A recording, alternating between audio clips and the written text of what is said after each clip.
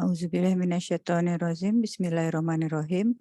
Innal hamdalillahi wassalatu wassalamu ala Rasulillah wa ala alihi washabihi wa mawala. Asyhadu alla ilaha illallah wahdahu la syarikalah wa asyhadu anna sayyidina Muhammadan abduhu wa rasuluhu la nabiyya ba'dah. Assalamualaikum warahmatullahi wabarakatuh. Bismillahirrahmanirrahim. Puji dan rasa syukur tiada henti kita panjatkan kehadirat Allah Subhanahu wa Ta'ala, dan sholawat serta salam kita tujukan kepada junjungan tertinggi kita, Nabi Muhammad Shallallahu Alaihi Wasallam beserta keluarga beliau, di mana di hari yang penuh berkah ini kita dapat kembali berkumpul untuk mengikuti kajian Al-Kalam secara online bersama Bapak Kiai Haji Dr. Ali Nurdin MA untuk mentadaburi surat Al-Baqarah ayat 221, yaitu hakikat pernikahan. Saya Rima Wirasakti mengundang rekan-rekan sekalian, apabila ada pertanyaan yang hendak diajukan kepada Pak Ali, silakan tuliskan melalui chat dan akan kami bacakan di akhir kajian ini sekitar 15 menit. Baik, kami persilakan Pak Ali untuk memulai kajian. Waktu dan tempat kami persilakan. Terima kasih, Mbak. Bismillahirrahmanirrahim. Assalamualaikum warahmatullahi wabarakatuh. Alhamdulillah, salatu wassalamu ala Rasulillah wa ala alihi wa sahbihi wa mawala. La hawla wa la quwwata illa billah. Allahumma faqihna fid din wa 'allimna ta'wil, amma ba'd.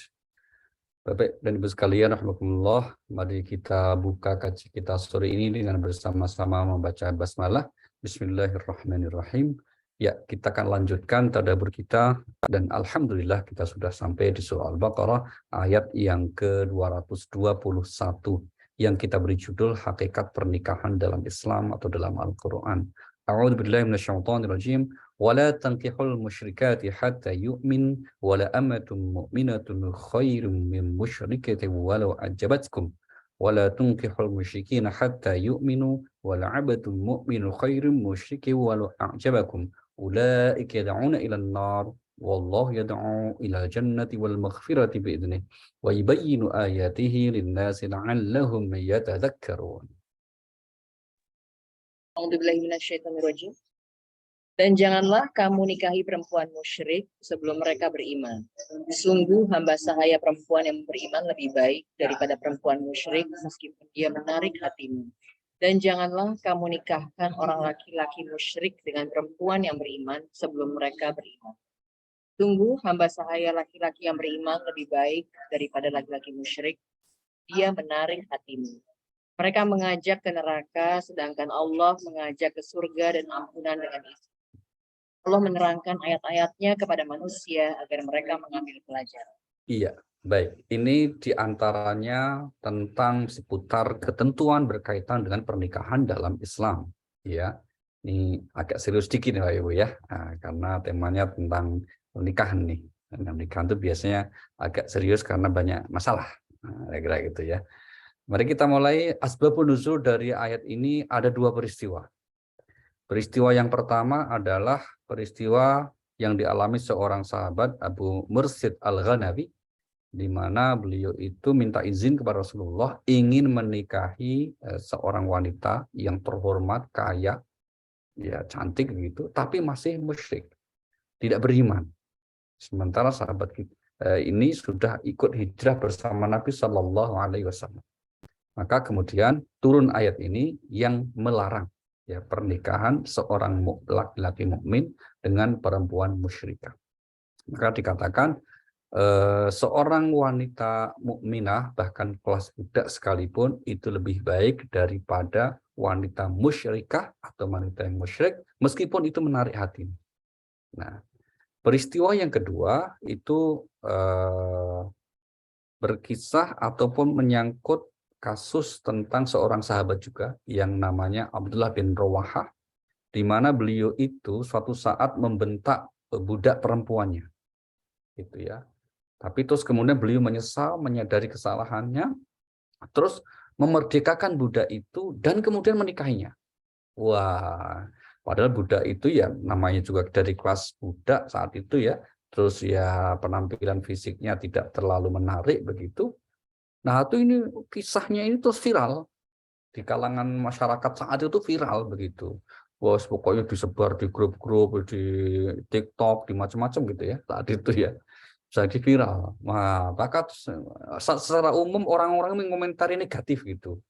Oh kok bisa ya? Kalau sekarang kira-kira itu tuannya menikahi pembantunya kayak gitu. Nah, turun ayatnya mengatakan seorang budak yang mukminah itu lebih baik daripada perempuan yang merdeka, cantik tapi musyrik.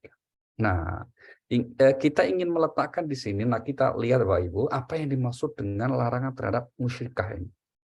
Apakah ini berlaku maksudnya kepada semua wanita non-muslim atau laki-laki non-muslim? Nah, Al-Quran secara khusus di sini menggunakan istilah musyrikah. Nah, kita tahu bahwa yang disebut orang yang ingkar, orang kafir, secara garis besar di Al-Quran itu ada dua macam, musyrik dan ahli kitab. Mari kita lihat surah nomor 98 ayat yang pertama. Surah Lam yakunil. A'udzubillahi minasyaitonir rajim.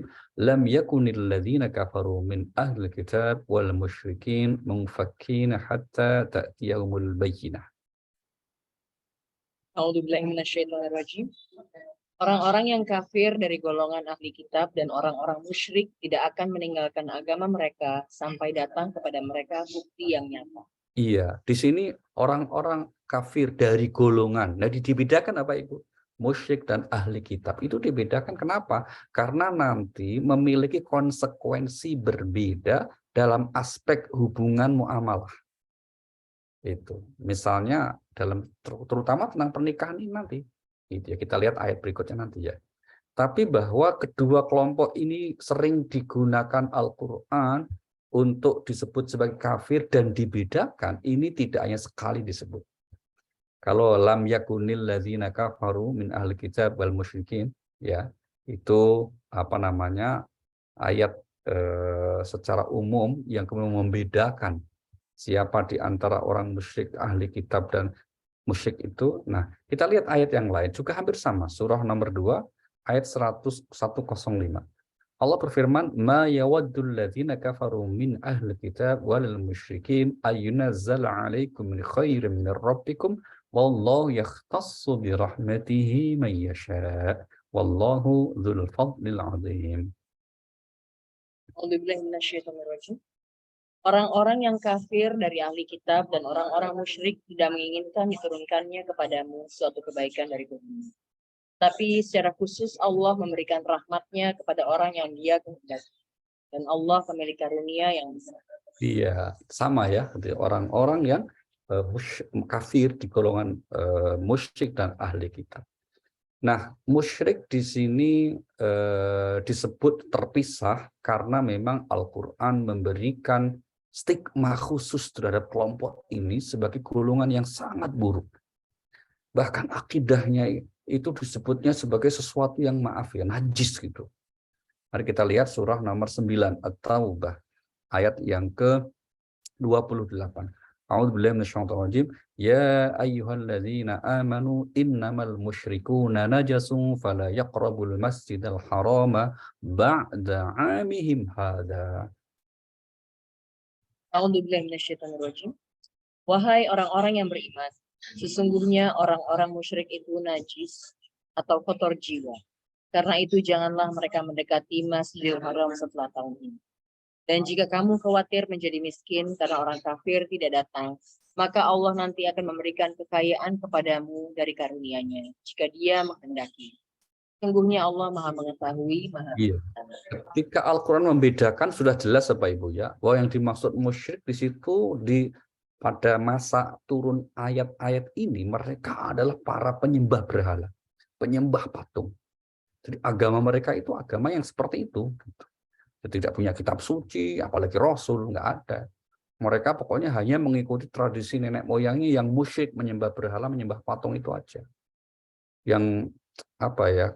Kadang kalau diingat yang orang-orang akal sehat itu kadang ketawa sendiri. Bagaimana mungkin dia bikin Tuhan ya, mungkin dengan apa seninya atau dengan kemampuannya, baik itu patung berhala, dia bikin sendiri, terus ditaruh sembah sendiri. Ini kan cara berpikir seperti apa kok gitu disebut sebagai Tuhan gitu.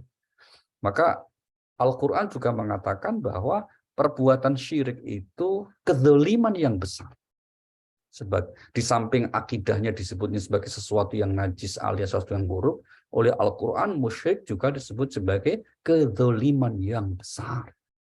Zalim kan bertingkat-tingkat ya. Tapi kalau misalnya ada seorang suami yang tidak bertanggung jawab kepada istrinya, malah KDRT. Wow, sampai berdarah-darah, terus kemudian jumpa pers, maksudnya terus kemudian ngadu-ngadu begitulah gitu ya. Itu kemudian berarti seorang suami yang zalim. Nah, tentu kedzalimannya ini menyangkut perbuatan. Tapi kalau syirik itu zalim menyangkut akidah. Mari kita lihat suratnya nomor 31 ayat yang ke-12. Surah Luqman. Surah 31 ayat 12. Allah Subhanahu wa taala berfirman, A'udzubillahi minasyaitonir rajim. Wa idz qala Luqman libnihi wa huwa ya'iduhu ya bunayya la tusyrik billah. Inna syirka la dzulmun 'adzim. A'udzubillahi minasyaitonirrajim. Dan sungguh telah kami berikan hikmah kepada Luqman, yaitu bersyukurlah kepada Allah. Dan barang siapa bersyukur kepada Allah, maka sesungguhnya dia bersyukur untuk dirinya sendiri. Dan barang siapa tidak bersyukur atau kufur, maka sesungguhnya Allah Maha Kaya, Maha. Iya, lanjut 13. Dan ingatlah ketika Luqman berkata kepada anaknya, ketika dia memberi pelajaran kepadanya, wahai anakku, janganlah engkau mempersekutukan Allah. Sesungguhnya mempersekutukan Allah adalah benar-benar kezaliman yang besar. Iya, poin kita di situ ya Pak Ibu. Mempersekutukan Allah benar-benar kezaliman yang besar. Gitu ya, kezaliman yang besar itu. Nah, sebesar apa kezalimannya itu? Di antaranya apa? Tidak diampuni sama sekali oleh Allah. Jadi Allah tidak akan mengampuni yang namanya dosa syirik. Tapi kalau untuk dosa selain syirik, Allah ampuni. Kita lihat ayatnya ya, surah nomor 4 ayat 48. Surah An-Nisa. A'udzubillahi minasyaitonir rajim. Innallaha la yaghfiru an yushraka bihi wa yaghfiru ma duna dzalika liman yasha. Wa man yusyrik billah faqad iftara itsman 'azima. A'udzubillahi minasyaitonirrajim.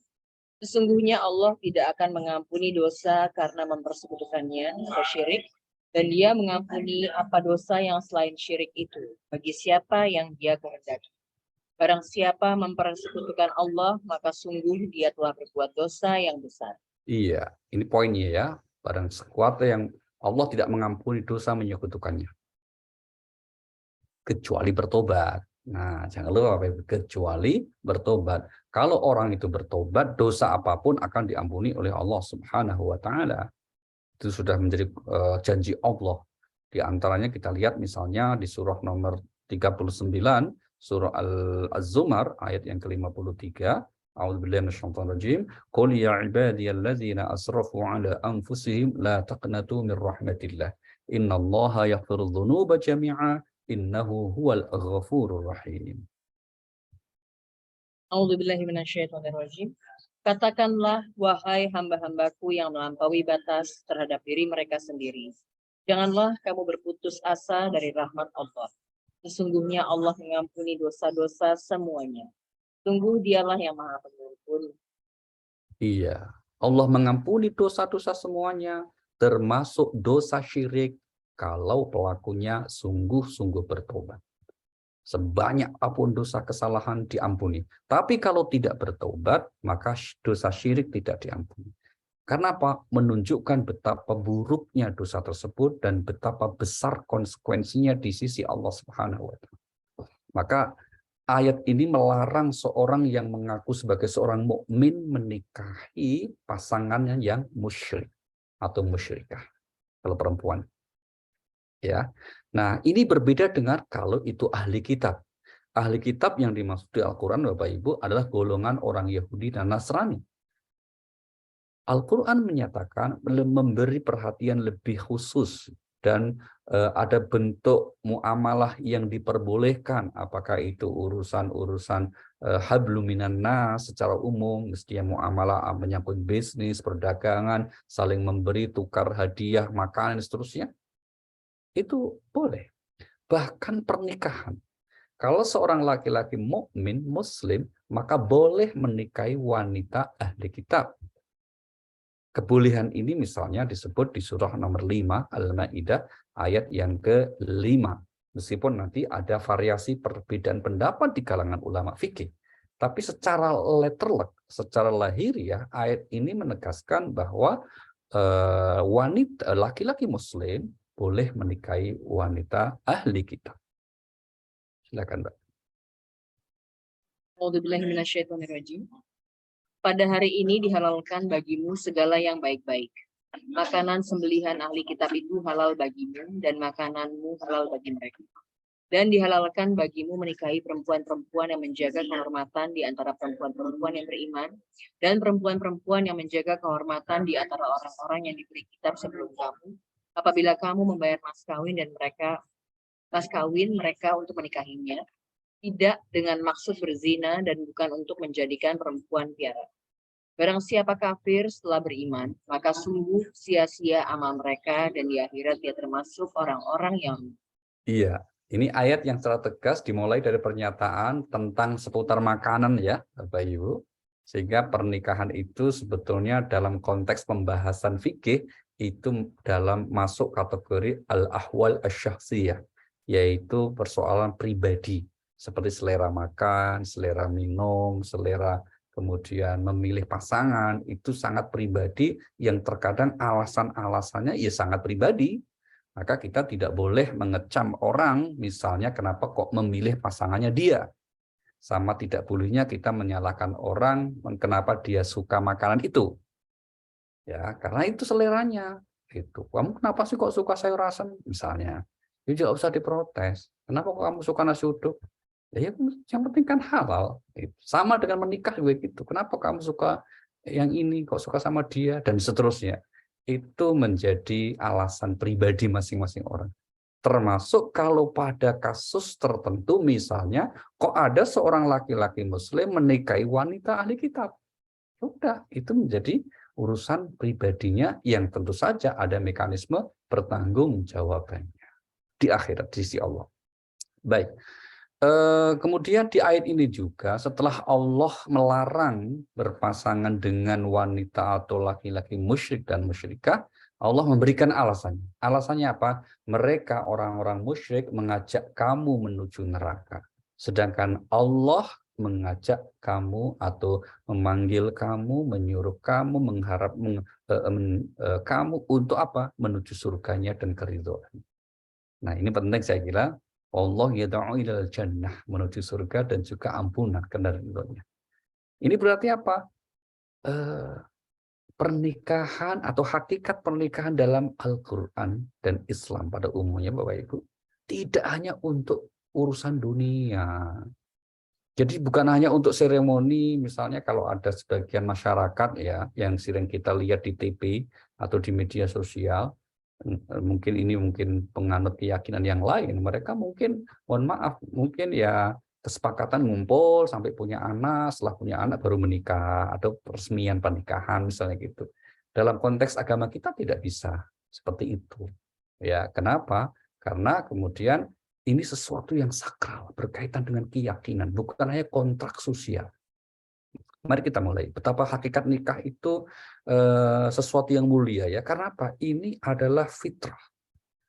Kita lihat surah 36 ayat 36. Allah berfirman surah Yasin, a'udzubillahi minasyaitonirrajim, subhanalladzi khalaqal azwaja kullaha mimma tunbitul ardu wa min anfusihim wa mimma la ya'lamun.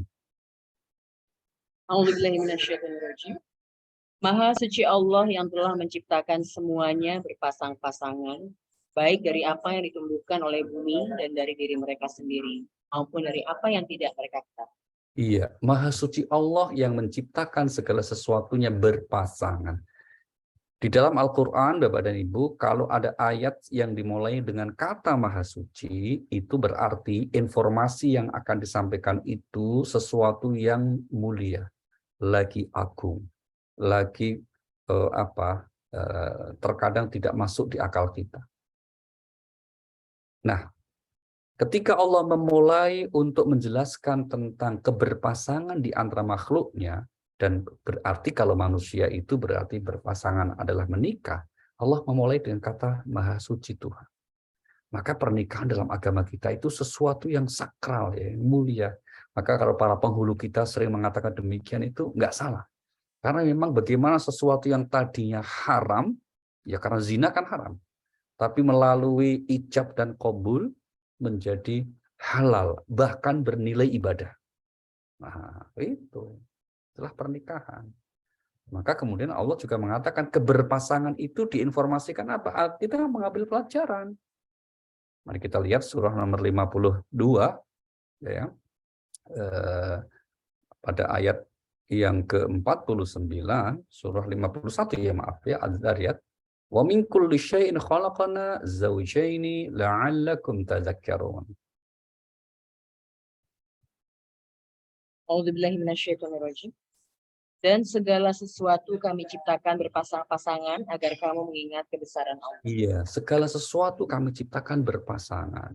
Disinilah ayat yang menjadi landasan diantaranya Bapak Ibu, para ulama untuk kemudian tidak membolehkan kenapa atau tidak membolehkan model orang-orang yang berpaham LGBT. Ya, LGBT.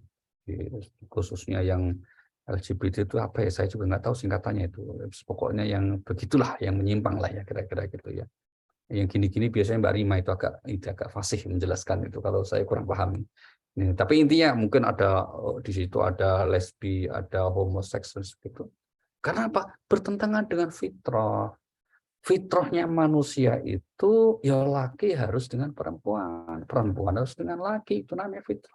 Dan agama Islam itu agama fitrah atau agama yang dibangun di atas fitrah, bukan agama yang bertentangan dengan fitrah, begitu. Kita lihat surah 30 ayat 30. Allah berfirman, a'udzubillahi minasyaitonir rajim. Fa'aqim wajhaka lid-din hanifa fitratallahi allati fataran nas 'alaiha la tabdila li khalqillah dzalika ad-dinul qayyim walakinna aktsaran nas la ya'lamun. A'udzubillahi minasyaitonirrajim. Maka hadapkanlah wajahmu dengan lurus kepada agama Islam sesuai fitrah Allah, disebabkan Dia telah menciptakan manusia menurut fitrah itu. Tidak ada perubahan pada ciptaan Allah. Itulah agama yang lurus, tetapi kebanyakan manusia tidak mengetahui. Iya, itulah agama yang lurus, ya, fitrah Allah apa itu? Di mana fitrah Allah ini adalah sesuatu yang memang apa ya? Yang diciptakan sejak awal. Termasuk fitrah di sini misalnya kita menyukai keindahan. Manusia itu suka yang indah. Dia hanya mau bergaul, bertemu dengan orang yang menghargainya. Dia tentu akan menghindari bergaul, bertemu, datang, berkumpul dengan orang yang tidak menghargainya. Itu fitrah. Gitu. Maka pemahaman agama pun juga kemudian didasarkan pada fitrah. Sehingga kalau ada orang yang kemudian memahami agama hanya karena satu ayat atau hadis tertentu, langsung kemudian mengambil sikap bertentangan dengan fitrah, ini agak dipersoalkan. Misalnya kemudian haram musik misalnya.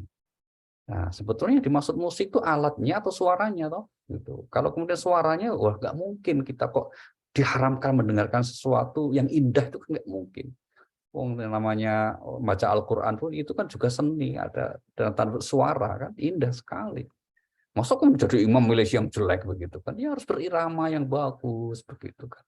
Maka kalau yang dimaksud musik itu alatnya, ya sudah. Yang kita memang nggak pernah pakai alat kok dan seterusnya. Contoh ya pemahaman yang kemudian tidak sesuai dengan fitrah. Agama ini dibangun di atas fitrah. Yang terpenting kan kemudian yang tidak boleh itu melanggar syariat. Nah, yang jelas qat'i hukumnya begitu ya. Misalnya dengan musik orang bermaksiat, tidak boleh. Dengan musik orang kemudian melakukan dosa besar, tidak boleh. Tapi kalau kemudian bahkan ada jenis musik yang menghantarkan orang semakin lembut hatinya, mendekatkan diri kepada Allah, kemudian dapat ambil manfaat, menjadi semakin harmonis hubungan sama misalnya gitu, semakin mencintai alam dan seterusnya. Ini kan semua perintah-perintah dan itu hanya alat, bukan tujuan. Oke, itu seputar tentang kenapa hakikat pernikahan dalam Islam begitu sakral mulia ya, karena dibangun di atas kesadaran fitrah. Kemudian alasan berikutnya, hakikat pernikahan kenapa di ayat tadi dikatakan wallahu yad'u ilal jannah, dan Allah mengajak kalian semua menuju surga. Berkaitan dengan pernikahan, pernikahan itu disebut oleh Al-Qur'an sebagai apa? Mitsaqan ghalidha. Mari kita lihat ya, surah 4 ayat 21 adalah surah An-Nisa. Wa kaifa ta'khudunahu wa qad afdha ba'dukum ila ba'din wa akhadna minkum mitsaqan ghalidha. A'udzubillahi minasyaitonirrajim. Dan bagaimana kamu akan mengambilnya kembali padahal kamu telah bergaul satu sama lain sebagai suami. Dan mereka, istri-istrimu, telah mengambil perjanjian yang kuat, ikatan pernikahan dari kamu. Iya. Kenapa disebut dengan perjanjian yang kuat, ikatan pernikahan itu? Ya, karena di antara maknanya adalah perkawinan di dalam Islam tidak hanya untuk di dunia, tapi sampai kelak di akhirat gitu. Maka sering kami menyampaikan kan ungkapan yang tepat itu bukan perkataan seorang suami kepada istrinya, misalnya seorang suami sedang memuji istri atau sedang menunjukkan ekspresi sukanya kepada istri, Adinda, hanya kematian yang memisahkan kita misalnya. Oh, itu kurang tepat. Itu bukan ungkapan yang tepat dalam konteks ini. Yang tepat adalah seorang suami berkata kepada istrinya, Adinda, bahkan mati pun tidak sanggup memisahkan kita. Wah, itu. Kenapa? Karena memang menyatu kembali di surga. Saya pernah ngomong gitu sama istri, jawaban istri saya apa? Pret, gitu. Nggak percaya dia. Nggak percaya, malah pret dapatnya. Ya sudahlah. Akhirnya nggak usah ngomong gitu lagi lah, daripada dicurigai gitu ya. Wah, aneh-aneh katanya gitu. Nah, kita kembali. Pernikahan itu tidak hanya kontrak di dunia, tapi sampai kelak nanti di akhirat. Itulah mengapa sejak awal dalam konteks memilih calon pasangan, Rasulullah Shallallahu Alaihi Wasallam menekankan fadhfar bidzatiddin taribat yadak. Pilihlah yang memiliki agama atau yang imannya kuat, maka kita akan terhindar dari hal yang buruk atau akan bahagia. Dan itu tidak hanya di dunia, tapi sampai kelak nanti di akhirat. Mari kita lihat bahwa keluarga, anak orang tua, ya itu akan suami istri satukan lagi di akhirat. Misalnya disebut di surah nomor 13 ayat yang ke-23. Jannatu 'adnin yadkhulunaha wa man salaha min abaihim wa azwajihim wa dhurriyyatihim wal malaikatu yadkhuluna 'alaihim min kulli bab. A'udzubillahi minasyaitonirrajim. Yaitu surga-surgaan. Mereka masuk ke dalamnya bersama dengan orang yang soleh dari nenek moyangnya, pasangan-pasangannya, dan anak cucunya. Sedang para malaikat masuk ke tempat-tempat mereka dari semua pintu. Iya. Dan itu surga Aden, nama surga yang spesial ya untuk keluarga itu selalu di Al-Quran sebutnya surga Aden. Mereka masuk ke dalamnya bersama orang tuanya, kakek neneknya, kemudian bersama pasangannya, kemudian bersama keturunannya. Ya, saking bahagianya reuni di surga, sudah kemudian segala fasilitas siapkan, juga masih ditambah dengan hal yang bersifat rohani dari para malaikat menyambutnya dengan ucapan selamat. Bahkan para malaikat itu ada yang ditugaskan khusus oleh Allah Subhanahu wa taala.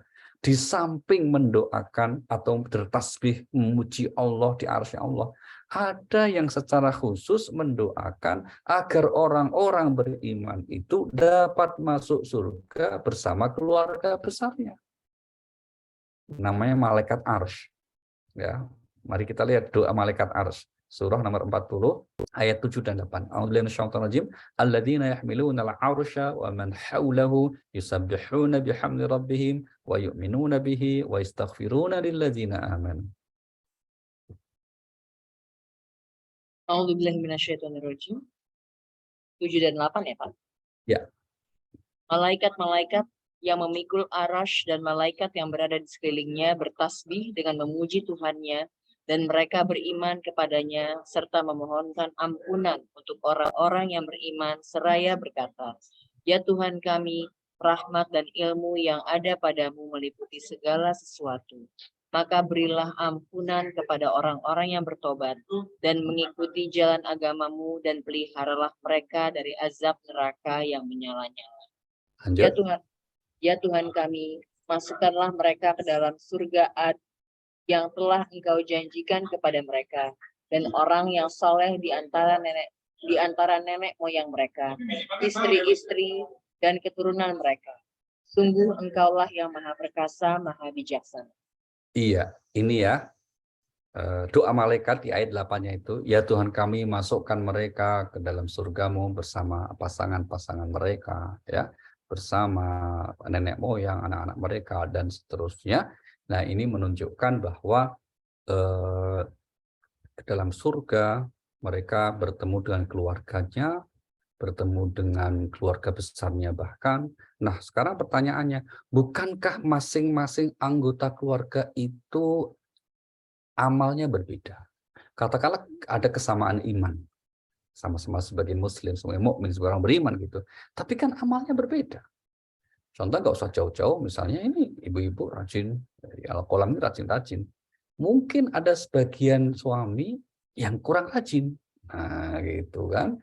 Sholat pun masih dibangunin misalnya. Tapi itu bukan suami di Al-Qalam ya, ini suami orang lain. Kalau Al-Qalam nggak ada, ya, nggak ada bedanya. Kira-kira itu ya, ada satu dua maksudnya gitu ya. Nah, itu bagaimana kok mereka kemudian dikumpulkan, dipertemukan, atau antara orang tua dengan anak, misalnya. Mungkin orang tuanya dulu karena pengaruh pergaulan, pengaruh pendidikan, pengaruh keluarga sebelumnya, sehingga kurang begitu rajin dalam ibadah. Sementara putra-putrinya kemudian karena mendapatkan kesempatan untuk lebih luas, ya, mengembangkan diri, akhirnya bertemu atau terus mengikuti banyak program yang dapat mengembangkan diri dalam urusan agama sehingga ibadahnya lebih baik, amalnya lebih baik, misalnya begitu. Kok kemudian kumpul di surga, gimana ceritanya? Wong beda amalnya. Nah, jawabannya ada di surah nomor 52 ayatnya yang ke-21. A'udzu billahi minasyaitonir rajim walladzina amanu wattaba'atuhum dzurriyyatuhum biimanin alhaqna bihim dzurriyyatahum wa ma alatnahum min 'amalihim syai' kullu imri'in bima kasaba rahin. A'udzubillahi minasyaitonirrajim.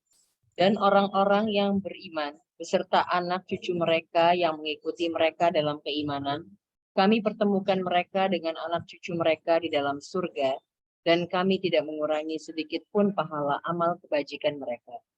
Tiap orang terikat dengan apa yang dikerjakan. Nah, jawabannya di sini apa Ibu? Allah menyatakan kami pertemukan ya, bukan kami kumpulkan atau satukan. Jadi punya kesempatan untuk bertemu mereka, untuk reuni gitu. Tapi tempat tinggalnya, fasilitasnya, ayat itu mengatakan apa? Setiap orang terikat dengan amal perbuatannya. Itu. Jadi yang siapa yang lebih bagus amalnya tentu mendapat kualitas balasan lebih bagus. Tapi sepanjang mereka satu iman, mereka punya kesempatan selalu bertemu. Ibaratnya tinggal dalam satu area lah ya, satu kota begitu, hanya beda komplek, beda klaster. Karena apa? Berbeda amal perbuatannya ketika di dunia. Namun ada kesamaan keimanannya. Nah, kalau ada keluarga yang berbeda dalam konteks keimanan, inilah yang kemudian secara normatif, aturan yang disebut di Al-Quran, mereka tidak bertemu kembali kelak nanti di akhirat. Nah, agar dapat reuni kembali, maka Al-Quran mengatakan ini sebagai mitsaqan ghalidha, ikatan yang sangat kokoh, maka kemudian mereka atau seseorang hendaklah melandasi perkawinannya karena agama. Kenapa demikian? Kita lihat jawabannya. Surah nomor 66 ayat yang ke-6. A'udzu billahi minasyaitonir rajim. Ya ayyuhalladzina amanu qu anfusakum wa ahlikum nara wa quduha an-nasul hijaratu 'alaiha malaikatun khiladun shidadun la ya'sunallah ama amarahum wa yaf'aluna ma yu'marun. Wahai orang-orang yang beriman, peliharalah dirimu dan keluargamu dari api neraka yang bahan bakarnya adalah manusia dan batu. Penjaganya malaikat-malaikat yang kasar dan keras, yang tidak durhaka kepada Allah terhadap apa yang Dia perintahkan kepada mereka dan selalu mengerjakan apa yang diperintahkan. Iya. Ini ditujukan nasihatnya, wahai orang-orang beriman, jagalah diri dan keluargamu dari siksa api neraka. Berarti apa? Terutama ini ditujukan kepada para suami, agar kemudian selalu berusaha mendidik anggota keluarganya, terutama yang menjadi tanggung jawab utamanya, istri dan anak-anaknya, agar kemudian tidak terjerumus kepada perbuatan dosa yang menghantarkannya kelak di akhirat masuk neraka. Tanggung jawab berat itu. Maka seorang suami yang tahu bahwa istri itu tanggung jawabnya berat bagi kita sebagai suami, amanah itu. Maka mestinya suami yang normal nggak akan menambah amanah gitu loh. Kan gitu kan. Amanah satu aja berat kok gitu. Kok malah nambah amanah itu ya. Namanya kan nambah beban gitu ya. Kata istri teman saya, aku nggak nambah amanah, cuma nambah aminah kok. Kurang ajar itu gitu ya. Artinya apa ya, berat. Sehingga kalau mengikuti ketentuan agama yang berkaitan bahwa tanggung jawab seorang suami, seorang ayah itu berat, maka orang kemudian nambah amanah dengan menambah tanggung jawab, menambah istri, itu harus berpikir ulang gitu. Ya tadi itu, karena ku anfusakum, jagalah diri dan keluargamu, ahlikum. Kan berarti kalau sampai seorang suami khilaf tidak menjaganya, kan tanggung jawabnya berat. Sampai kelak nanti di akhir. Sehingga kemudian yang ada bukannya bahagia dunia akhirat, tapi malah kemudian naudzubillah min dzalik, sengsara dunia dan akhirat. Itu ya. Nah, kemudian fungsi-fungsi lain dalam konteks membangun satu keluarga yang sering kita sebut dengan istilah sakinah gitu ya. Kata sakinah ini unsurnya adalah mawaddah warahmah. Itu di agama diberikan petunjuk yang cukup tegas begitu ya. Mari kita lihat surah nomor 30, surah Ar-Rum, ayat 21. Ini ayat yang sering dibaca menjelang akad nikah ya. A'udzubillahi wa min ayatihi an khalaqalakum min anfusikum azwaja litaskunu ilaiha wa ja'ala bainakum mawaddatan wa rahmah. A'udzubillahi minasyaitonir. Dan di antara tanda-tanda kebesarannya ialah Dia menciptakan pasangan-pasangan untukmu dari jenismu sendiri, agar kamu cenderung dan merasa tentram kepadanya, dan Dia menjadikan di antaramu rasa kasih dan sayang. Sungguh pada yang demikian itu benar-benar terdapat tanda-tanda kebesaran Allah bagi kaum yang beriman. Iya.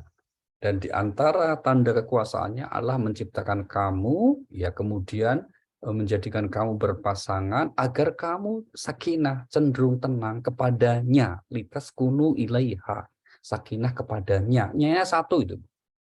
Bentuknya mufrad atau bentuknya tunggal ya. Allah tidak mengatakan litaskunu ilaihinna, agar kamu cenderung kepada mereka, banyak laki perempuan, enggak, tapi satu aja.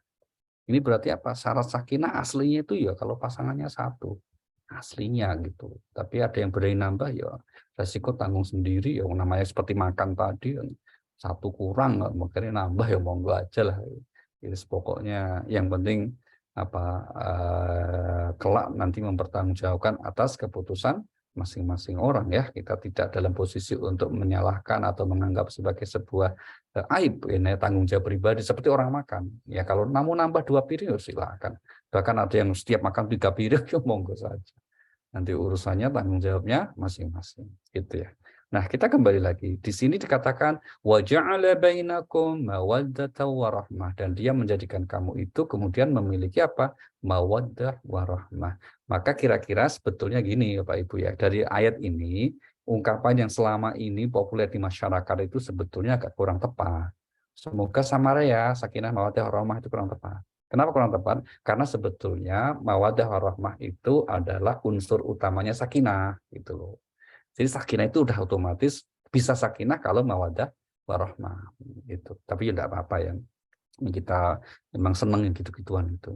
Nah, apa itu mawaddah warahmah sebagai hakikat pernikahan agar kita tetap sakinah? Mawaddah itu secara umum pengertiannya adalah kelonggaran hati untuk menerima kekurangan pasangan. Itu namanya mawaddah. Sehingga kemudian kalau ingin pasangan kita itu, yang ini ya kemudian diabadikan Al-Quran ya, kita kemudian atas pasangan kita itu harus selalu ingat kebaikannya, terus toleran dengan kelemahan dan kekurangannya, awet itu. Yang masalah kalau orang saling nuntut supaya punya pasangan yang sempurna, pasangan yang baik itu. Harusnya yang dituntut tuh diri sendiri menjadi baik dulu. Itu baru kemudian kita melihat bagaimana kemungkinannya, apakah bisa pasangan kita berubah menjadi baik. Tapi kalau kita nuntut saja nggak pernah nyontohin, berat. Karena hakikatnya pasangan itu ya satu frekuensi. Mari kita lihat surah 24 ayat yang ke-26. At-thayyibatu lit-thayyibin wat-thayyibun lit-thayyibat. Surah nomor 24, surah An-Nur ayat yang ke-26. Perempuan-perempuan yang keji untuk laki-laki yang keji, dan laki-laki yang keji untuk perempuan-perempuan yang keji pula. Sedangkan perempuan-perempuan yang baik untuk laki-laki yang baik, dan laki-laki yang baik untuk perempuan-perempuan yang baik pula. Mereka itu bersih dari apa yang ditutupkan orang. Mereka memperoleh ampunan dan rezeki yang mulia. Iya. Perempuan yang baik untuk laki-laki yang baik. Laki-laki yang baik untuk perempuan yang baik. Perempuan yang kecil untuk laki-laki yang kecil. Ini fitrah secara umum begitu, Bapak Ibu. Sehingga kemudian saling ketertarikan antara dua jenis makhluk Tuhan, manusia laki dan perempuan, ini fitrah yang kemudian memang seperti itu. Sehingga kemudian salah satu cara berpikir kita agar misalnya kita nanti anak-anak kita mendapatkan pasangan yang sesuai dengan anak kita. Nah, kalau pasangannya itu adalah supaya pasangan kita ya kalau laki soleh lah perempuan soleha, ya kita harus mulai dari diri kita, dari anak-anak kita untuk berusaha semaksimal mungkin mendidik, mengajari, mendoakan mereka kiranya menjadi anak-anak yang soleh dan soleha. Karena urusannya ke sana nanti itu. Ya urusannya bahwa kemudian masing-masing itu pasti punya kelebihan kekurangan. Itulah resep dan rumus di Al-Quran agar kemudian masing-masing itu tidak berlebihan untuk kemudian mengingat-ingat keburukannya. Itu namanya mawaddah. Mari kita lihat ya, surah nomor 2 Al-Baqarah ayat 187. Di awal ayat saja di mana aja ya. Uhilla lakum lailatas syiyamir rafathu ila nisaikum hunna libasul lakum wa antum libasul lahun. A'udzubillahi minasyaitonirrajim. Dihalalkan bagimu pada malam hari puasa bercampur dengan istrimu. Mereka adalah pakaian bagimu dan kamu adalah pakaian bagi mereka. Ya. Allah mengatakan. Oke, sudah sampai situ. Mereka adalah pakaian bagimu dan kamu adalah pakaian bagi mereka. Di sini disebutnya pakaian ya, bukan selimut. Nah, apa bedanya pakaian dengan selimut? Kalau ayatnya mengatakan suami sebagai selimut istri, istri selimut suami, nah itu ya mungkin konotasinya berbeda. Tapi pakaian itu punya dua fungsi yang utama. Pertama menutup aurat, yang kedua menampakkan keindahan sebagai perhiasan pakaian itu. Maka kita tidak sekedar menutup aurat, tapi juga kalau bisa memakai pakaian itu memang sesuatu yang indah dipandang, kita sendiri nyaman. Begitu ya. Sehingga hubungan suami istri itu diilustrasikan seperti masing-masing menjadi pakaian. Sehingga yang apa berarti? Ya tutuplah kekurangan, kelemahan pasangan kita dan tampakkan kebaikan, keindahan. Itu jangan sampai kemudian kalau sedang emosi, itu langsung kemudian menyebut-nyebut hal-hal yang tidak pada tempatnya atas pasangan kita. Yang pasti setiap orang pasti punya kelemahan, kekurangan. Maka mawaddah itu ngajarkan kita agar fokus kepada kebaikan, kelebihannya, dan toleran dengan kelemahan dan kekurangannya. Karena setiap orang pasti punya kekurangan. Oke. Nah, kemudian berikutnya, agar satu bentuk pernikahan, hubungan keluarga, itu kemudian betul-betul dapat menyatu reuni di surga.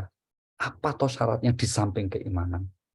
Kan jadi keimanannya ya. Nah, Al-Quran ternyata memberi rincian, yaitu agar reuni kembali itu diantaranya adalah, mari kita lihat surah nomor 13 ayat 20 sampai 22. Alladzina yanquduna ahdallahi min ba'di mitsaqih. Ya. A'udzubillahi minasyaitonirrajim. Yaitu orang yang memenuhi janji Allah dan tidak melanggar perjanjian.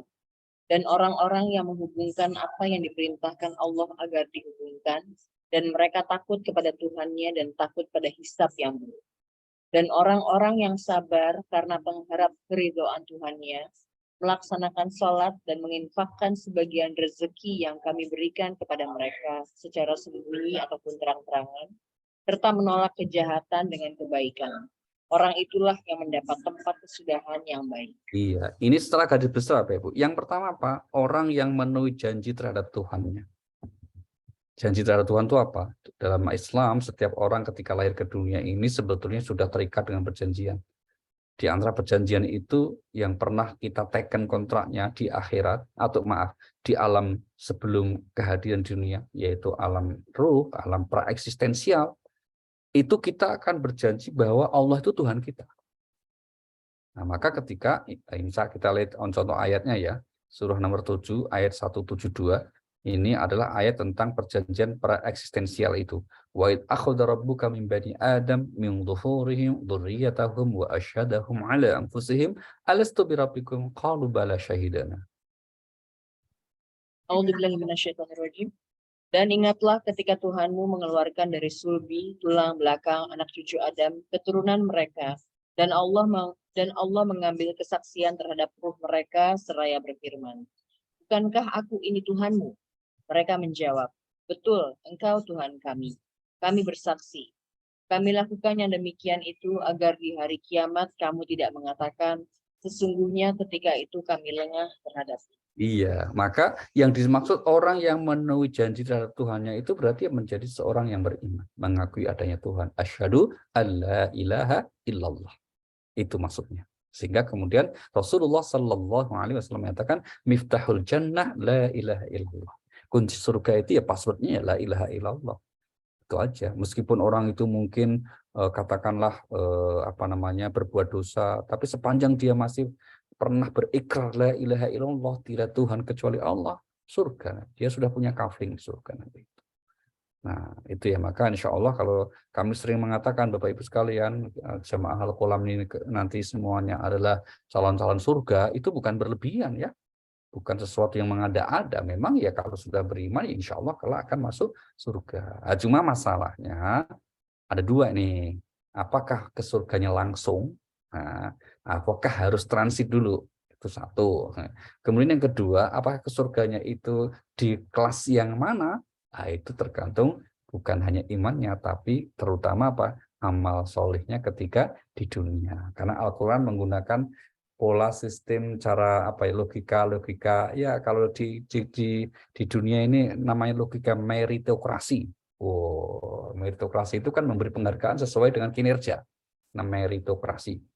Yang amalnya bagus ya mendapat balasan bagus gitu. Jadi tidak ada privilege khusus misalnya, meskipun nggak beramal kamu anak nabi tak kasih surga, nggak bisa begitu. Jadi semata-mata karena berbasis kinerja. Jadi pembalasan surga itu basisnya amal atau kinerjanya. Kita lihat surah nomor 6 ya, ayat 132. Allah berfirman begitu. Walikullin darajatun mimma 'amilu, wa rabbuka bighafilin 'amma ya'malun.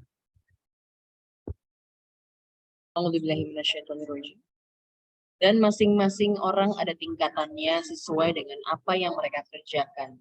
Dan Tuhanmu tidak lengah terhadap apa yang mereka kerjakan. Iya, masing-masing orang ada tingkatannya sesuai dengan amal yang dia kerjakan ketika di dunia ini. Oke. Kemudian yang kedua, di sini juga ada tentang apa? Orang yang menghubungkan silaturahim. Nah, ini penting Bapak Ibu. Ini kelihatannya sepele ya, sederhana, silaturahim. Ada yang mengatakan kalau silaturahim itu hanya kepada kerabat, kalau dengan teman namanya bukan silaturahim tapi ukhuwah, ya monggo saja lah. Silahkan mau disebut ukhuwah, mau silaturahim, substansinya sama, yaitu menghubungkan satu hubungan yang baik. Istilahnya mau silaturahim ya silahkan, mau ukhuwah ya silahkan. Ya, yang pasti kemudian ketika kita menjalin hubungan yang baik, apakah dengan kerabat orang dekat atau dengan kawan kita, semuanya ada kebaikan yang dijanjikan oleh Allah. Karena berbuat baik dengan kerabat itu juga bagian dari beriman, berbuat baik dengan teman sejawat juga bagian dari perintah Allah. Mari kita lihat misalnya surah nomor 4 ayat 36. Wa'budullaha wa la tusyriku bihi syai'an wa bil walidaini ihsana wa bidzil qurba wal yatama wal masakin wal jari dzil qurba wal jari wal junubi was sahibi bil jambi wa ibnis sabil.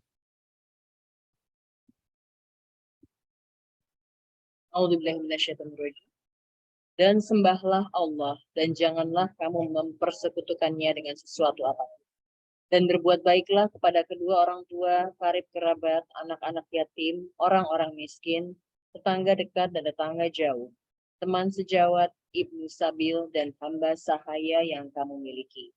Sungguh Allah tidak menyukai orang yang sombong dan membanggakan diri. Iya, teman sejawat tadi, Pak. Ya kan, tetangga dekat, dengan teman sejawat. Memang ya ini menjadi sekaligus ujian gitu ya, ujian kita untuk berbuat baik kepada kerabat, keluarga. Ada kerabat yang jengkelin, ada gitu ya. Dengan tetangga, ya ada tetangga yang jengkelin. Nah, caranya gimana supaya kita tetap nyaman? Ya, tetap nyaman itu gampang. Caranya apa? Kalau ada tetangga yang baik, kita syukuri, alhamdulillah. Berarti apa? Itu apa namanya? Kita merasa terhormat, dihargai. Tapi kalau tetangga yang nggak baik, ya alhamdulillah juga. Alhamdulillah berarti apa? Ya, berarti ya nggak perlu lagi tegur sapa lah. Dia nggak baik kok. Nggak perlu nanti. Pokoknya cara Allah untuk apa namanya membuat kita baik itu macam-macam. Mengingatkan kita itu ya dengan cara macam-macam. Kalau ada yang nggak suka, oh ini dunia, itu biasa gitu ya. Jadi kita selalu berprasangka baik dan itu akan menenteramkan kita. Oke. Yang terakhir Bapak Ibu berkaitan dengan apa namanya syarat keluarga, hakikatnya ketika menyatu di surga itu diantaranya apa tadi dikatakan ya di ayat itu, yaitu apa? Orang-orang yang sabar menghadapi untuk meraih ridha Allah, kemudian mendirikan sholat, kemudian berinfak, dan juga yang paling penting apa? Sanggup untuk selalu memaafkan. Nah, apalagi dalam konteks hubungan keluarga ya, kata maaf ini menjadi hal yang saya kira sangat penting ya, agar kita tidak menjadi orang yang terbiasa untuk memendam apa semacam dendam dengan sesama, tapi berusaha untuk memaafkan. Karena dengan memaafkan itu Allah akan mengangkat derajat kita. Bahkan sampai secara khusus itu diperintahkan jadilah pemaaf.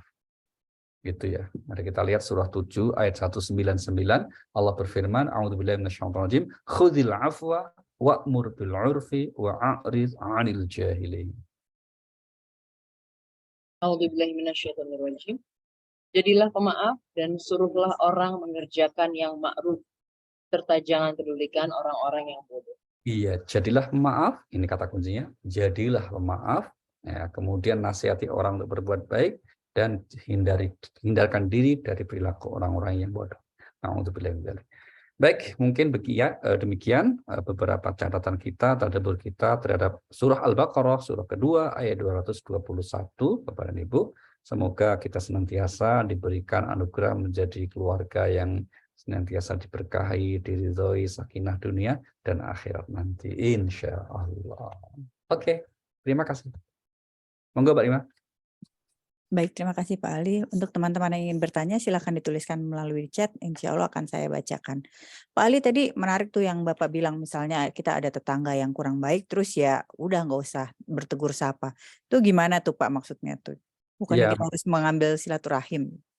maksudnya adalah kalau kemudian tetangga tersebut setiap ketemu kita mau negur malah melengos gitu contohnya gitu loh Pak, malah menghindari itu nggak suka ketemu kita, ya masa kita harus nonjolkan diri itu enggak kan, agama tidak harus begitu, ya sudah nauin aja lah, oh nggak suka dia, nggak tahu itu kenapa masalahnya, kan dalam hidup selalu gitu, kadang ada orang yang mengekspresikan ketidaksukaan kita tanpa kita tahu apa sih masalahnya, ada yang kayak gitu, atau mungkin sesuatu itu dianggap masalah, padahal menurut kita nggak ada masalah, ada kan gitu kan. Nah maka, lu kan berarti mutus silaturahim Pak.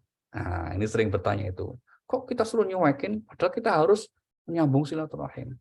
Yang namanya silaturahim itu menyambung kasih sayang, kita punya kasih, teman kita punya kasih, disambung, namanya silaturahim. Nah kalau kita ingin mengasihi orang tersebut nggak mau, malah menolak atau enggan bertemu dengan kita, maka meninggalkannya itu berarti menghindari dosa. Nah, jangan lupa kata kuncinya, menghindarinya itu berarti menghindari dosa atau menghindari keburukan. Dan agama mengajarkan darul mafasid muqaddam ala jalbil masalih. Menghindari kerusakan didahulukan atau lebih didahulukan ketimbang untuk meraih kebaikan. Ya, supaya kemudian kita lebih nyaman dengan diri sendiri daripada harus kemudian apa namanya merasakan sakitnya di sini ketemu. Nah, maka menghindari itu lebih baik. Oke. Ya, berikutnya ada pertanyaan nih Pak Alip. Ya, Allah itu kan menjamin rezeki kepada makhluknya. Definisi rezeki dalam Al-Quran itu apa ya Pak Alip? Oke, baik. Mari kita lihat ayatnya dulu. Ada sekian ayat yang menjamin rezeki itu ya. Di antara ayatnya misalnya adalah di surah nomor 11, ya Mbak. Surah nomor 11 namanya surah Hud, pada ayat yang ke apa itu? Ayatnya yang ke-6. A'udzubillahi minasyaitonir rajim. Wa ma min dabbatin fil ardi illa 'alallahi rizquha wa ya'lamu mustaqarraha mustawda'aha kullun fi kitabim mubin. A'udzubillahi minasyaitonirrajim. Dan tidak satu pun makhluk bergerak atau bernyawa di bumi, melainkan semuanya dijamin Allah rezekinya. Dia mengetahui tempat kediamannya dan tempat penyimpanannya. Semua tertulis dalam kitab yang nyata, lauh mahfuz. Iya, ini adalah janji Allah bahwa Allah menjamin rezeki semua makhluknya, terutama yang bergerak, ya dijamin rezekinya oleh Allah Subhanahu. Nah, pertanyaannya, apa ini maksud rezeki itu? Nah, di antara definisinya adalah segala sesuatu yang dapat menjadi penopang kehidupan ini. Ya, itu namanya rezeki, yang menjadi penopang kehidupan atau dipakai untuk memelihara kehidupan ini. Maka di ayat yang lain dikatakan rezeki itu sebagai pokok kehidupan. Kita lihat surah 4, surah An-Nisa. Ya, surah An-Nisa, surah 4 pada ayat yang ke-5.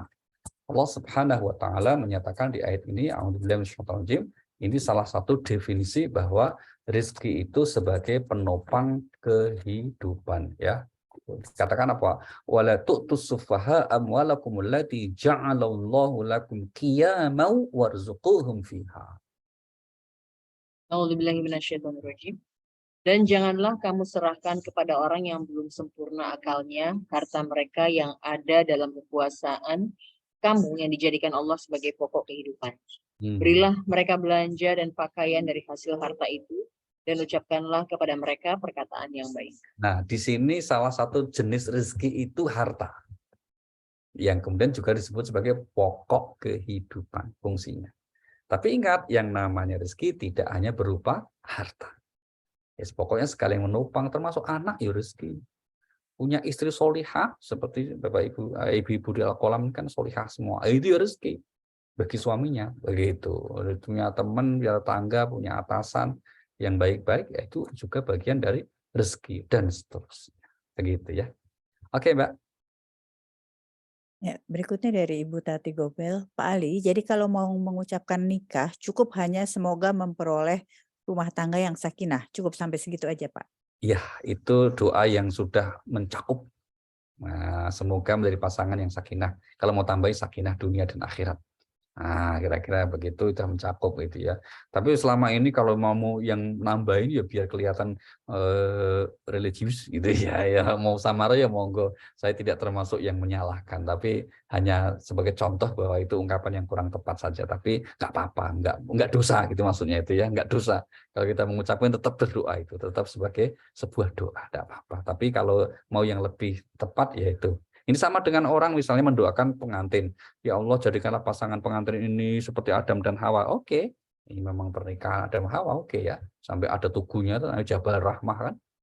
Nah, Jabal Rahmah di mana itu? Jabal Rahmah yang di Arafah. Itu kan tugu pertemuan Adam dan Hawa. Wah, maka kemudian kalau suami istri sedang haji atau sedang umroh, itu biasa ada yang naik itu. Nah, ada yang kemudian nulis namanya Franz Love Rima. Wah, misalnya gitu ya.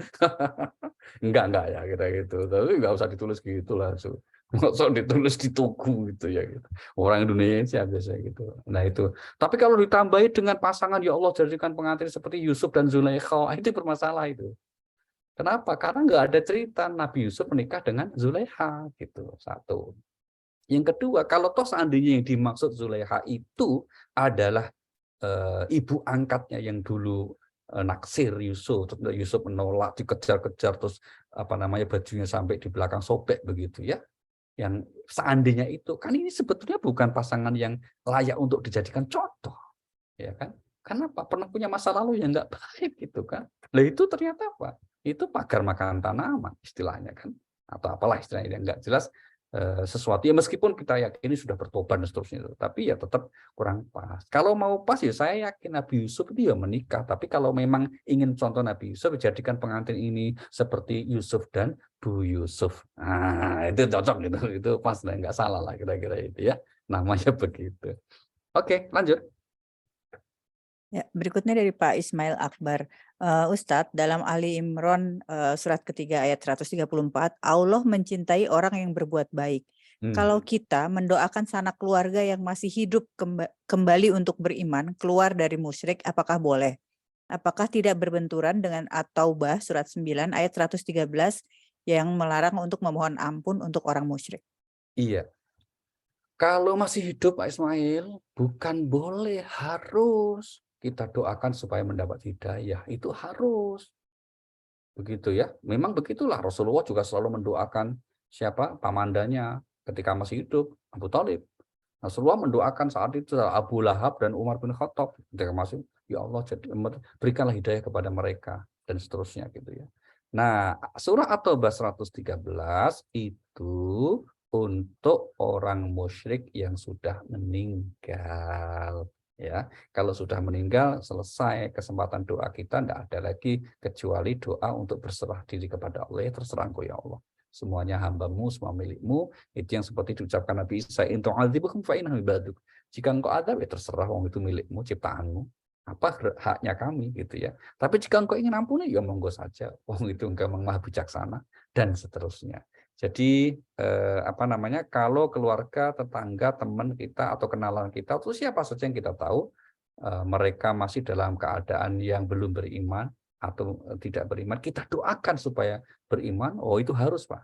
Ya, tapi kalau sudah meninggal, maka kemudian seperti di surah 913 itu adalah larangannya. Begitu. Oke. Oke, berikutnya dari Bapak atau Ibu Simtrans. Assalamualaikum Pak Ali. Kalau semua diciptakan berpasangan, ketika salah satu dari pasangan berubah menjadi lebih beriman dan bertakwa, sedangkan pasangannya tidak berubah, bagaimana cara merubah pasangan itu? Kita tidak diwajibkan merubah ya, Bu. Kita diwajibkan ikhtiar. Ya, usaha. Ikhtiar itu diantaranya dengan ya satu, memberi contoh, bahkan setelah kita semakin religius tapi juga semakin akhlak kita bagus. Yang kedua, ikhtiar itu dengan mungkin nasihat yang baik. Yang ketiga, ikhtiar itu dengan doa. Jangan lupa, dengan doa ini jangan dianggap sebagai hanya pelengkap ya. Doa itu justru pilar utamanya dalam mencapai satu tujuan hajat kita. Dan kita harus yakin itu. Ada seorang, ini masyhur ya, seorang ulama besar, bahkan itu ajarannya itu sampai, mungkin pernah saya sampaikan di majelis kita Al-Qalam ini. Namanya Syekh Abu Hasan Asy-Syadzili. Kalau Bapak Ibu pernah berkunjung ke Mesir, itu pasti setiap orang Mesir mengenal nama ini. Syekh Abu Hasan Asy-Syadzili. Itu di Indonesia juga masyhur, khusus di karangan para peminat kehidupan religius Islam gitu ya. Itu punya putra yang kerjanya mabuk. Tapi kemudian beliau tidak putus asa, patah arang, doa, doa, doa. Apa yang terjadi kemudian? Ketika beliau masih hidup, anak ini masih belum berubah.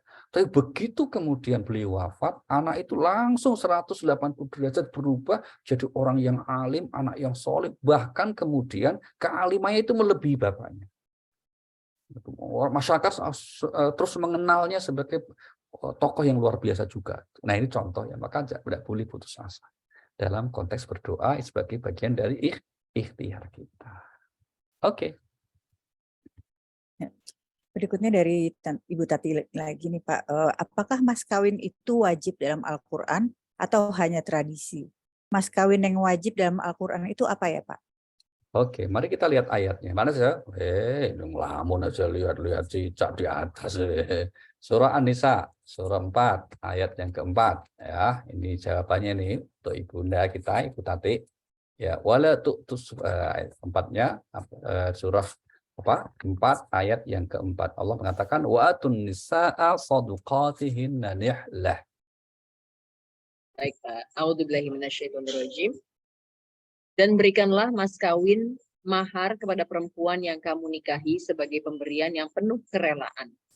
Kemudian jika mereka menyerahkan kepada kamu sebagian dari mas kawin itu dengan senang hati, maka terimalah dan nikmatilah pemberian itu dengan senang hati.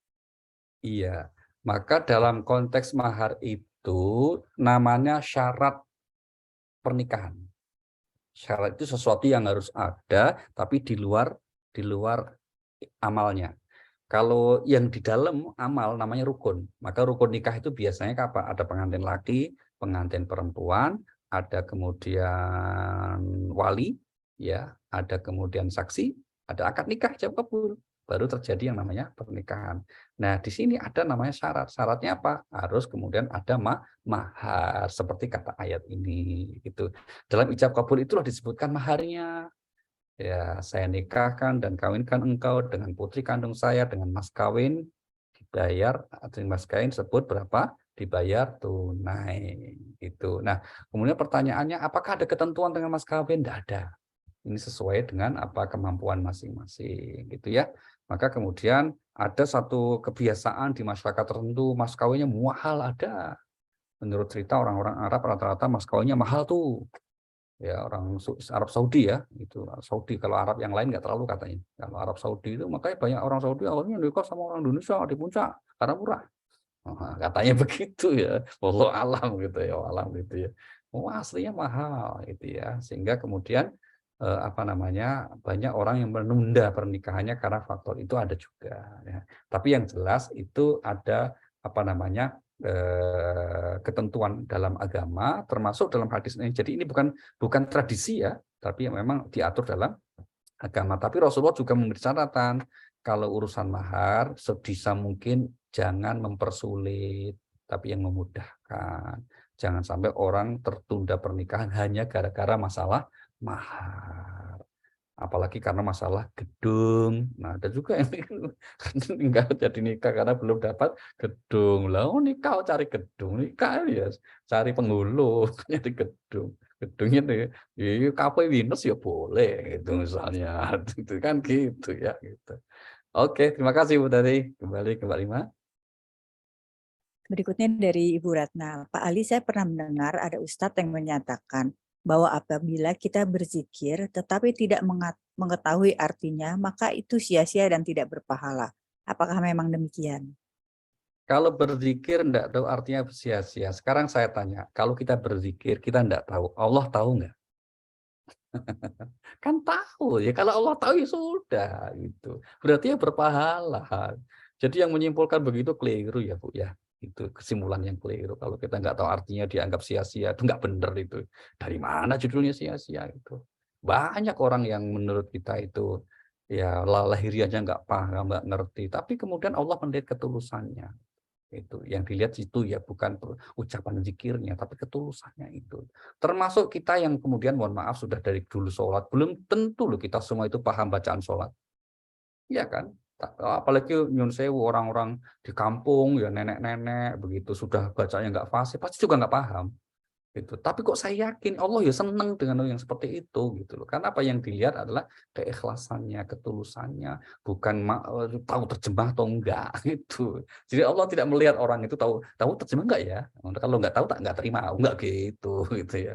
Yang akan dilihat Allah itu adalah ketulusan kita dalam menghambakan diri dalam beribadah. Iya karena budu wa iya karena nasta'in gitu. Oke, terima kasih. Ya, berikutnya dari Ibu Yofi. Assalamualaikum Pak Ali. Bila jodoh pernikahan itu dikatakan bahwa sudah diatur oleh Allah untuk seseorang, seperti juga kelahiran dan ajalnya. Maka apakah perceraian juga merupakan takdir Allah atau semata-mata karena keputusan pasangan nikah tersebut saja? Iya, baik. Terima kasih, Bu. Ketika pernikahan belum terjadi, kita punya ruang memilih, Bu. Jangan lupa ya. Jadi jangan lupa kemudian ketika pernikahan belum jadi, kita belum ketemu pasangan, anak kita belum ketemu pasangannya, belum ketemu jodohnya gitu ya, wajib ikhtiar. Itu penting catatan kita. Nanti ya wajib ikhtiar, mencari, memilah, memilih, terus berdoa, istikharah, itu wajib kalau belum ketemu. Tapi kalau sudah ketemu sekarang ini dengan pasangan kita, yakini kalau kita cara memilihnya dulu memang dengan cara yang disyariatkan agama, yakini inilah jodoh pasangan kita. Nah, tapi manusia itu kan nggak seperti tembok, dalam arti yang tetap terus pertama baik, tapi dalam perjalanannya kok nggak baik, misalnya gitu ya. Maka kemudian apa yang terjadi? Kalau dalam satu perjalanan kok ada satu pihak yang kemudian berbuat salah, ya kita punya pilihan. Contoh misalnya suaminya error, misalnya error gitu ya. Terus istrinya kemudian merasa saya masih kuat kok, saya akan sabar, saya akan doa mudah-mudahan suami saya kembali. Oh bagus, gitu ya. Tapi kalau pada akhirnya memutuskan, wah ini nggak kuat ini langsung karena suami error, istri langsung diet alami ini kurus banget misalnya gitu ya, langsung memutuskan enggak, daripada saya terus mendolimi diri sendiri, mendolimi orang, saya nyatakan saya ingin mengakhiri ini. Ya enggak salah dalam agama. Maka di Al-Quran juga diatur, bahkan ada nama satu surah namanya surah At-Tolaq, itu surah 65. Surah An-Nikah enggak ada loh, yang ada surah At-Tolaq gitu. Nah, ini berarti apa? Memang dalam Islam itu bukan sesuatu yang kemudian menjadi aib gitu ya. Enggak. Itu kan yang apa namanya, ada ungkapan yang mengatakan sesuatu yang halal tapi dibenci Tuhan adalah tolak. Itu salah, itu enggak ada itu. Hadis kayak gitu tuh enggak ada itu. Kalau toh ada itu bukan hadis yang sahih begitu. Karena enggak mungkin Allah menghalalkan sesuatu kok dibenci, itu enggak mungkin gitu ya. Yang dihalalkan ya dibolehkan gitu ya. Sehingga artinya apa? Artinya bahwa ketika orang kemudian memutuskan untuk bercerai, buktinya apa? Loh, di zaman Rasulullah ada banyak sahabat yang bercerai. Padahal sahabat loh. Ada bahkan pasangan yang menikahkan, yang lamar Nabi sendiri, yang lamar menikah Nabi sendiri. Tapi kemudian karena nggak ada kecocokan, saling apa namanya nggak bisa dilanjutkan, ya cerai. Nah itu namanya Zaid bin Harisah yang dilamarkan Nabi untuk Zainab. Tapi dalam perjalanan waktu nggak bisa lanjut. Bisa. Itu ya. Jadi apakah kemudian perjodohan dan perceraian juga ketetapan Tuhan? Selama belum terjadi, manusia wajib ikhtiar. Termasuk kalau ikhtiar mempertahankan kehidupan rumah tangganya, apapun ujiannya. Tapi kalau kemudian memutuskan untuk pisah, itu pun juga didasari pada perintah ataupun ajaran agama yang memang membolehkan dengan alasan yang dibenarkan. Oke, terima kasih. Oke, ini adalah pertanyaan terakhir dari Ninoy, Pak. Wah, terakhir Mbak Isani. Ya, Assalamualaikum Pak Ali. Alhamdulillah saya dapat rezeki anak dan suka posting fotonya. Lalu ada yang menegur saya bahwa itu adalah penyakit ain. Mohon pencerahannya. Ya, memang ada hadis yang seperti itu ya. Tapi kalau apa namanya maknanya memang itu Allah wa Rasuluhu a'lam, hanya Allah dan Rasulnya yang tahu. Ya, enggak lah. Itu penyakit ain itu penyakit yang disebabkan karena pandangan, terus orang itu iri, terus mencelakai, apakah menyihirnya dan seterusnya. Sekarang itu kan udah biasa banget. Enggak, saya kira itu berlebihan pandangan, menafsirkan hadis yang tidak pada tempatnya. Ya, dapat tempatnya. Dan apa namanya, berdasarkan pengalaman selama ini ya, kan nggak ada kan. Kita gara-gara masang foto atau masang video terus kemudian kena penyakit ain, kan nggak ada. Dalam arti penyakit yang kita rasakan menimpa fisik kita gitu loh, maksudnya gitu. Nggak ada. Saya belum pernah dengar itu. Kenapa itu? Dirawat di rumah sakit itu, iya kena penyakit ain. Enggak, belum pernah dengar itu. Sehingga kemudian, tapi memang sebaiknya jangan berlebihan, yang wajar-wajar saja. Enggak apa-apa, sebagai rasa seneng malah anaknya kemudian apa namanya sebagai syukur ya ditayangkan fotonya. Enggak apa-apa, yang penting niatnya lurus tadi itu. Yang tua-tua banyak juga yang apa namanya seneng kok. Maksud yang anak enggak boleh. Jadi intinya Pak, jangan berlebihan. Bentuk syukur kita kepada Allah. Alhamdulillah ya Allah. Kan keluarga yang nggak sempat tahu dari tahu kan, oh udah punya anak ya, tahu seneng jadinya gitu. Membagi kebahagiaan itu kan ibadah. Nah itu yang penting, membagi kebahagiaan itu adalah ibadah. Oke Mas Ina, terima kasih. Baik Pak, di pertanyaan terakhir barangkali bisa ditutup Baik, dengan terima doa. kasih Bapak Ibu. Mari kita seperti biasa ya, di akhir kajian kita memohon kepada Allah, semoga segala niat baik kita diridhai oleh Allah Subhanahu wa taala, yang sakit semoga diberi kesembuhan, yang punya masalah kesulitan semoga diberi kemudahan, yang punya hajat semoga dikabulkan. Al-Fatihah. A'udzubillahi minasyaitonir rajim. Bismillahirrahmanirrahim. Alhamdulillahirabbil alamin, arrahmanirrahim, maliki yaumiddin. Iyyaka na'budu wa iyyaka nasta'in. Ihdinas siratal mustaqim, shiratal ladzina an'amta 'alaihim ghairil maghdubi 'alaihim waladdallin. Amin amin ya rabbal alamin. Terima kasih dan mohon maaf. Wassalamualaikum warahmatullahi wabarakatuh. Waalaikumsalam warahmatullahi wabarakatuh. Subhanakallahumma wa bihamdika asyhadu an la ilaha illa anta astaghfiruka wa atubu ilaik. Terima kasih banyak Pak Ali atas ilmu yang tentunya sangat bermanfaat untuk kami.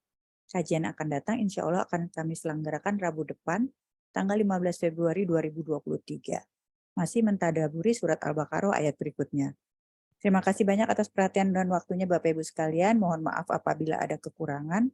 Semoga kita semua dalam rahmat dan keberkahan Allah Subhanahu wa taala. Amin.